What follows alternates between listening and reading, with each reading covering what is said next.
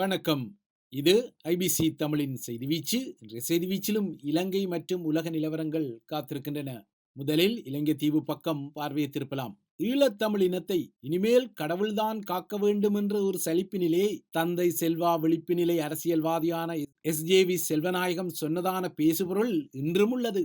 இன்று ஒருவேளை இவ்வாறான ஒரு சலிப்பு நிலை தந்தை செல்வாவுக்கு இருக்கக்கூடுமானால் ஈழத்தமிழர்களின் தாயக மக்களும் அதன் புலம்பெயர் சமூகமும் கவனக்கலைப்பான்களில் அரசியலிலிருந்து காக்கப்பட வேண்டும் என்ற பிரார்த்தனையே அவரிடம் இருந்திருக்கக்கூடும். அந்த அளவுக்கு ஈழத்தமிழர்களின் முக்கிய பிரச்சனைகளை கிரகணப்படுத்தும் வகையில் தாயகத்திலும் அவர்களின் புலம்பெயர் சமூகத்திலும் கவனக்கலைப்பு நகர்வுகள் வலிந்து இழுக்கப்பட்டு நகர்த்தப்படுகின்றன. அவ்வாறாக வலிந்து இழுக்கப்படும் நகர்வுகள் பின்னர் சமூக வலைத்தளங்களில் அதகலங்களுக்கு உள்ளாக்கப்படுகின்றன. இவ்வாறான ஒரு நிலைமை தொடர்ந்தால் இனிமேல் ஈழத்தமிழினத்தை கடவுளாலும் காப்பாற்ற முடியுமா என்ற ஐயம் எழுவதும் தவிர்க்க முடியாத ஒரு விடயமாகின்றது. ஏனெனில் தற்போது திரும்பிய இடமெங்கும் கவனக்கலைப்பான்களின் கண்ணிகள் நிறைந்திருக்கின்றன. இதற்கும் அப்பால் குடுமிப்பிடிகளின் உலுக்கங்களும் சுட்டுவிரல் நீட்டுதல்களும் குற்றச்சாட்டு பட்டியல்களும் போதும் போதும் என தொடர்கின்றன.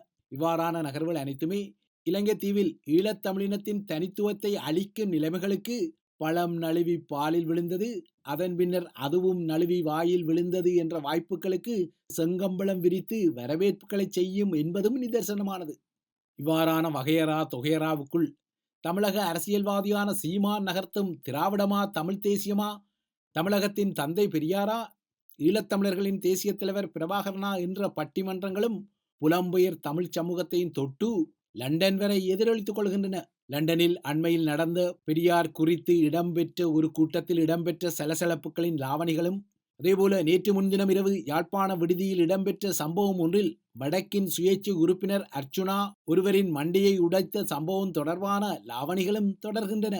இவ்வாறான சம்பவங்களுடன் தொடர்பு பட்டுள்ள தரப்புகள் யாவுமே ஒரு தரப்பை மறுதரப்பு குற்றஞ்சாட்டி கொள்கின்றனவே தவிர தமது நகர்வுகளால் இலங்கையில் மெல்ல மெல்ல கரையும் கூழ்பானையாக மாற்றப்படும் ஈழத்தமிழினத்திற்கு இவ்வாறான நகர்வுகளால் ஏற்படக்கூடிய தாக்கங்கள் குறித்தோ இல்லையென்றால் கவனக்கலைப்பு சிதறடிப்புகள் குறித்தோ கவலைகள் ஏதுமில்லை. அவ்வப்போது இவ்வாறான சம்பவங்கள் தொடர்வதும் பின்னர் சமூக வலைத்தளங்களில் அதகலப்படுத்தப்படுவதும் ஈழத்தமிழினம் எதிர்நோக்கும் சாபக்கேட்டை நீட்சிப்படுத்தவே முனைகின்றன. இப்போது சுயேச்சை அர்ச்சுனாவின் நகர்வுகளை மையப்படுத்தியும் லண்டனில் இடம்பெற்ற பெரியார் தொடர்பான கூட்டத்தில் சீமானின் ஆதரவாளர்களால் ஏற்படுத்தப்பட்ட சலசலப்புகளை மையப்படுத்தியும் ஆதரவு எதிர்ப்பு லாவணிகள் பாடப்படுகின்றன. பிரித்தானியா போன்ற ஒரு ஜனநாயக நாட்டில் கருத்து சுதந்திரத்தின் அடிப்படையில் ஒரு ஒன்றுகூடலை அல்லது கூட்டம் ஒன்றை நடத்துவதற்கான உரிமையை யாரும் அடாவடியாக எடுத்துக்கொள்ள முடியாதென்பது பொதுவான ஒரு நிலைப்பாடாக இருக்க முடியும். ஆனால் இவ்வாறான கூட்டங்களில் அல்லது ஒன்றுகூடல்களில் தேவையற்ற விதத்தில் ஈழத்தமிழர்களின் போராட்டத்தை வலிந்து இழுத்து அதனை மையப்படுத்திய வீணான வாத பிரதிவாதங்களை உருவாக்க தலைப்படுவதும் இங்கு தேவையற்ற ஒரு ஆணிதான். அதுவும் ஈழத்தமிழர்களின் தாயக பரப்பில் வலிந்து உருவாக்கப்பட்ட தையிட்டி விகாரையை மையப்படுத்தி முக்கிய போராட்டம் ஒன்று நடைபெறும் நாளில் இவ்வாறான கவன சிதறடிப்பு நகர்வுகள் வருவது ஈழத்தமிழர்களின் அரசியல் பரப்பை மையப்படுத்தி சூட்சுமமாக சுற்றப்படும் நகர்வுகளையும் மையப்படுத்துகிறது. யாழ்ப்பாணத்தில் உள்ள விடுதியொன்றில் அர்ச்சுனாவை மையப்படுத்தி இடம்பெற்ற விடயங்கள் தொடர்பாக இப்போது இரண்டு தரப்பும் ஸ்ரீலங்கா காவல்துறையில் முறைப்பாடுகளை செய்திருப்பதால் இந்த சம்பவம் தொடர்பாக அந்த இடத்தில் பொருத்தப்பட்டிருந்த CCTV எனப்படும் கண்காணிப்பு கருவிகளின் காட்சிகளின் ஆதாரங்களுடன் தாம் மேலதிகமான விசாரணைகளை மேற்கொண்டு வருவதாக ஸ்ரீலங்கா காவல்துறை கூறுகிறது. இந்த சம்பவத்தின் போது தனது சொந்த பாதுகாப்பின் அடிப்படையில் தான் ஒருவரை தாக்கியதாக குறிப்பிடும் அர்ச்சுனா நடந்தது என்ன என்ற பாணியில் தனது தரப்பில் ஒரு விளக்கத்தையும் வழங்கியுள்ளார். இப்போது இந்த விடயத்தில் லண்டனில் இடம்பெற்ற பெரியார் தொடர்பான கூட்டத்தில் தமிழகத்தின் நாம் தமிழர் கட்சிக்காக அதன் ஈழத்தமிழ் ஆதரவாளர்கள் நடந்து கொண்ட விதம் குறித்தோ இல்லையென்றால் அர்ச்சுனாவை யாழ் விடுதியில் வலிந்து வம்புக்கு இழுத்த நகர்வு சரியா தவறா என்ற வாத பிரதிவாதங்கள் அல்ல இங்கு விடயம். மாறாக இவ்வாறான கவன கலைப்பான் நகர்வுகளால் இப்போது பலவீனமாக இருக்கும் தமிழ் தேசிய அரசியல் தளம் இன்னும் பலவீனப்படுத்தப்படும் என்பதும், இது நீட்சியடைந்தால் அதன் இறுதிக்கட்ட வீழ்ச்சிக்கு அது ஆக்சிஜனை கொடுக்கும் என்பது இங்கு அவதானிக்கப்பட வேண்டிய விடயம். சமகாலமாக இடம்பெறும் நகர்வுகளை நோக்கும்போது தமிழக பெரியாரியத்துக்கு எதிராக ஈழத்தமிழ் பிரபாகரணியத்தை சென்று முடிந்துவிடும் ஆபத்தான திசை வழி ஒன்று இருப்பதையும் நோக்க முடிகின்றது. தமிழர் தாயகத்தை பொறுத்தவரை அதன் உள்ளூர் அரசியல் செல்நெறி கூட தமிழ் தேசியத்தின் வேர்களை உறுதிப்படுத்துவதற்கு பதிலாக தமிழ் தேசிய கட்சிகள் மீது தமிழ் வாக்காளர்களின் நம்பிக்கையை இழக்கச் செய்யும் நகர்வுகளுக்கு ஒட்சிசனை கொடுக்க தலைப்படுகின்றது. அதிலும் குறிப்பாக கொழும்பில் உள்ள ஏகேடிஆரின் சிஸ்டம் சேஞ்ச் தமிழ் வாண்டுகளை நோக்கியும் சுயேச்சை முகங்களை நோக்கியும் தமிழ் வாக்குகள் சிதறடிக்கப்படும் நிலை தொடர்ந்தும் நீட்சிப்படுத்தப்படும் என்ற ஐயங்கள் உள்ளன. இலங்கை தீவில் கடந்த வருடம் இடம்பெற்ற பொதுத் தேர்தலின் போது இவ்வாறான ஒரு கசப்பான நிலை பதிவு செய்யப்பட்ட பின்னணியில் இன்னும் 2 மாதங்களில் வரக்கூடிய உள்ளூராட்சி தேர்தல் களத்திலும் இவ்வாறான ஒரு நிலை வருமோ என்ற குறுகுறுப்பு உருவாகியுள்ளது. இவ்வாறு இருக்கக்கூடிய கவலைக்குரிய குறுகுறுப்புகளின் பின்னணியில்தான் கவன கலைப்பான்களின் நகர்வுகளும் அதன் அடிப்படையில் உருவாகிக் கொள்ளும் புதிய புதிய லாவணிகளும் மேலும் கவலைகளை உருவாக்கிக் கொள்கின்றன.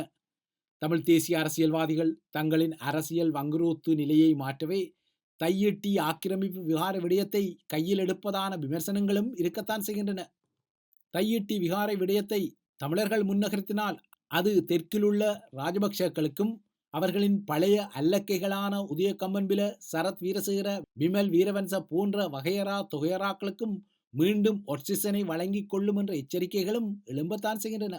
இதற்கும் அப்பால் ஏற்கனவே ஒரு விகாரை கட்டப்பட்டு விட்டதால் அது ஏற்கனவே முடிந்த ஒரு கதை என்பதால் இனிமேல் அதில் கை வைக்க முடியாது, அதனை ஒன்றும் செய்ய முடியாது என்ற சப்பைக்கட்டு கதைகளும் தையிட்டி விகாரையை அகற்ற கோருவது தெற்கிலுள்ள இனவாதிகளுக்கு மேலும் மேலும் தீனியை போட்டுக்கொள்ளும் என்பதான பூச்சாண்டிகளும் ஏற்கக்கூடிய விடயங்கள் அல்ல. அப்படியானால் ஸ்ரீலங்காவின் அரசியலமைப்பில் கூட 13ஆம் திருத்தம் என்ற ஒரு விடயம் எப்பவோ முடிந்த கதையாக இருக்கும் போது மட்டும் தமிழர்களுக்கு எதனை வழங்க வேண்டும் எதனை வழங்கக்கூடாது என்பதில் கொழும்பு அதிகார மையம் 87 துல்லியமாக இருப்பது போல தமது சொந்த காணிகளில் எது இருக்க வேண்டும் எது இருக்கக்கூடாது என்பதை தீர்மானிக்கும் உரித்து அந்த காணிகளின் உரிமையாளர்களுக்கு இருப்பதையும் மறுத்து கொள்ள முடியாது.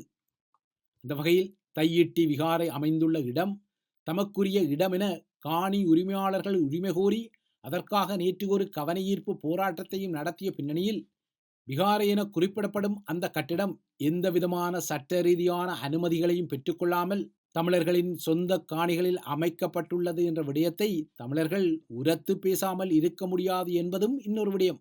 ஏனெனில் அமெரிக்க இராஜாங்க திணைக்களம் கூட கடந்த 2016ஆம் ஆண்டில் அனைத்துலக மத சுதந்திரம் தொடர்பான அறிக்கையிடலில் தமிழர்கள் வாழும் வடக்கு கிழக்கு மாகாணங்களின் சில இடங்களில் உள்ளூர் மக்களின் மறுப்பையும் எதிர்ப்பையும் பொருட்படுத்தாமல் உள்ளூரில் பௌத்த மக்கள் வாழாத நிலையிலும் சில பௌத்த குழுக்கள் அல்லது ஸ்ரீலங்கா படைத்துறையினர் பௌத்த விகாரைகளை நிர்மாணிக்கும் செயல் விமர்சிக்கப்பட்டிருந்தது.